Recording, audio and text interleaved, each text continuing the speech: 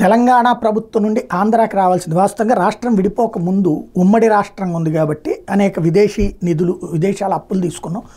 అప్పులకు సంబంధించిన డబ్బులు ఎవరు తీర్చాల్సి వస్తుంది? తెలంగాణ తీర్చట్ల.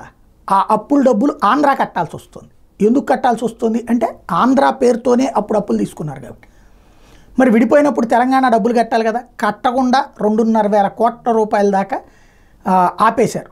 దాన్ని మొన్ననే మనకు వచ్చినాయి అని చెప్పుకున్నాం. ఇది ఎట్లా చేశారు?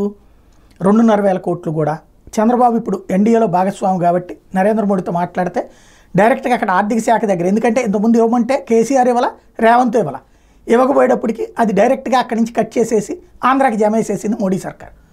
అలాగని రేవంత్ని ఇబ్బంది పెట్టాల, తెలంగాణని ఇబ్బంది పెట్టాలి. ఆ డబ్బులు వాళ్ళని అప్పుగా 2,500 కోట్లు తెలంగాణకు అప్పుగా ఇచ్చి మోడీ సర్కారు వాళ్ళు కట్టుకోమనేటట్టు ప్లాన్ చేసిందనమాట. తద్వారా తెలంగాణకి న్యాయం చేసింది, ఆంధ్రప్రదేశ్ అప్పు తీర్చింది. ఒక విధంగా రేవంత్ ఆపాలనుకున్న డబ్బుల్ని బాబు సాధించి సక్సెస్ అయ్యారు.